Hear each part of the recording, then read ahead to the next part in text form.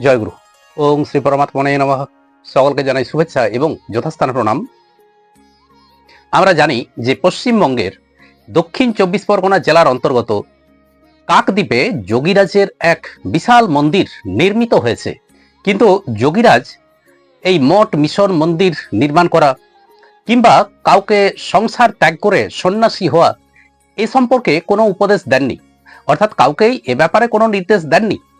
বরং বলেছেন যে এসব করলে আত্মসাধন হয় না, এগুলো আত্মসাধনের পরিপন্থী। যোগীরাজ এই যে কাউকে কোনো প্রকার ধর্মীয় প্রতিষ্ঠান নির্মাণ করতে, স্থাপন করতে উপদেশ দেননি। তো এর কারণ কি? এর একটি কারণ যে যোগীরাজ জানতেন যে এই মঠ মিশন মন্দির এগুলো স্থাপন করা, এগুলো ধর্মের গ্লানির অধ্যায় থেকেই শুরু হয়েছে। আগামী দিনে ধর্মের গ্লানির অধ্যায় শেষ হবে, এবার সত্যযুগ আসতে চলেছে। আর তখন এই আত্মসাধনের জন্য, ধর্ম সাধনের জন্য কোনো প্রকার মঠ মিশন মন্দির স্থাপন এগুলোর কিন্তু প্রয়োজন হবে না। কিন্তু কাকদ্বীপে যোগীরাজের এক বিশাল মন্দির নির্মিত হয়েছে। এর কারণ কি? এই কাকদ্বীপে মন্দির নির্মাণের একটা আলাদা তাৎপর্য আছে। দেখুন, কাকদ্বীপ কথাটির মধ্যে কিন্তু রয়েছে কাক আর দ্বীপ। কাক তো এক প্রকার পাখি। কাক ক্ষিতিতত্ত্বে থাকে, কিন্তু দুই ডানায় ভর করে আকাশে উড়ে যায়, অর্থাৎ বোম তত্ত্বে উড়ে যায়। তার মানে হলো কাক এই পঞ্চতত্ত্বেই অবস্থান করতে পারে, অর্থাৎ পঞ্চতত্ত্বেই কাকের যাতায়াত। কাক আবার নোংরা আবর্জনা ময়লা এগুলো খেয়ে ফেলে। দেখুন, এখানে মানুষের চরিত্রের সাথে কাক চরিত্রের কত সাদৃশ্য। মানুষও পাখির মতো দুই ডানায় ভর করে, দুটো ডানায় ভর করে এই জগৎ সংসারে উড়ে বেড়াচ্ছে। কাক যেমন ওই ময়লা আবর্জনা খায়, তেমনি মানুষও এই জগতে মলিনতাকে গ্রহণ করে। যা অনিত্য, মানুষ সেগুলোকেই গ্রহণ করতে বেশি পছন্দ করে। কাক যখন গাছের ডালে বসে বা মাটিতে বসে, তখন কাক তার দুটো ডানাকে গুটিয়ে নেয়, তারপর গাছের ডালে বা মাটির উপর বসে। মানুষের ক্ষেত্রেও তো দেখলাম যোগীরাজ বলেছেন যে মানুষের ক্ষেত্রেও এই দুটো ডানা, ইড়া এবং পিংলা।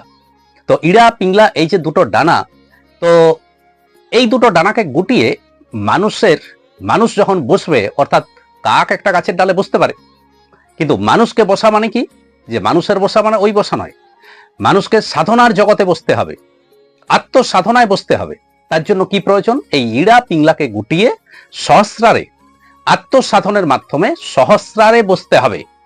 তাহলে বুঝতে পারলাম যে মানুষ চরিত্রের সাথে, মানব চরিত্রের সাথে কাক চরিত্রের কতটা মিল। কাক থাকে কাকদ্বীপে, তার জন্যই তো নাম কাকদ্বীপ। কিন্তু এখানে একটা গভীর তাৎপর্য আছে। মানুষ প্রাণের 1,00,000 তরঙ্গ বিশিষ্ট হয়ে মূলাধারে অবস্থান করে, এই কারণেই তার চরিত্র হয় কাক চরিত্র। এই মূলাধার চক্রটিকে একটি দ্বীপ রূপে গণ্য করা হয়। কাজেই এখানে কাকদ্বীপ বলতে বোঝানো হলো মূলাধার তত্ত্ব। এই কাকদ্বীপের পাশ হয়ে প্রবাহিত হয়েছে মা গঙ্গা। মা গঙ্গা গিয়ে বঙ্গোপসাগরে পতিত হয়েছে। এবার দেখুন যে মানুষ তার দুই ডানায় করে জগৎ সংসারে উড়ে বেড়াচ্ছিল। দুই ডানা মানে আমরা কি পেলাম? ইড়া এবং পিংলা। এবার সে গঙ্গা পথে, অর্থাৎ সুষুম্না পথে সাধন করতে করতে পৌঁছে গেল হিমালয়ে, অর্থাৎ সহস্রারে। সহস্রারে যখন সে পৌঁছলো, তখন তার জীবন ধন্য হলো। আর এরই প্রতীক স্বরূপ কাকদ্বীপে যোগীরাজ শ্যামাচরণের এক বিশাল মন্দির নির্মিত হয়েছে, যাতে করে আগামী দিনের মানুষ এখান থেকে এই আত্মসাধনের প্রকৃত উপায়, প্রকৃত পথ, ক্রিয়াযোগ প্রাপ্ত হয় এবং জীবনকে ধন্য করতে পারে। এটি হলো তার মূল লক্ষ্য। কাকদ্বীপে মন্দির নির্মাণ, পাশে মা গঙ্গা প্রবাহিত হয়েছে, অর্থাৎ শরীরের মধ্যে সুষুম্না, সেই সুষুম্না হয়ে সহস্রারে পৌঁছানো, হিমালয়ে পৌঁছানো। তাহলে এখানে ভৌগোলিক, মানব শরীর, আধ্যাত্মিক এই তিনের সমন্বয় ঘটল। প্রাচীনকালেও মুনি ঋষিরা বিভিন্ন ঘট পূজা, মূর্তি পূজা, তীর্থক্ষেত্র এইসবের মাধ্যমে তারা সাধারণ মানুষকে নিজ স্বরূপ অর্থাৎ আত্মসাধনকে বোঝানোর চেষ্টা করেছিলেন।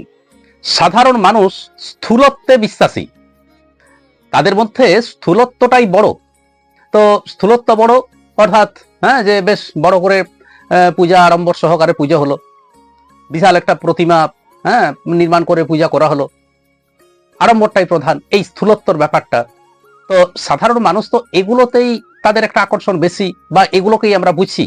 আর স্থূলত্বের মাধ্যমে না বুঝালে সাধারণ মানুষের পক্ষে এগুলোকে বোঝাও সম্ভব নয়। যোগীরাজ বলেছেন যে কলিযুগ চলে গেলেও কলিযুগের প্রভাব তো এখনো কাটেনি, তাই এই মন্দির মঠ ইত্যাদির প্রতি মানুষের এখনো এতটা আকর্ষণ।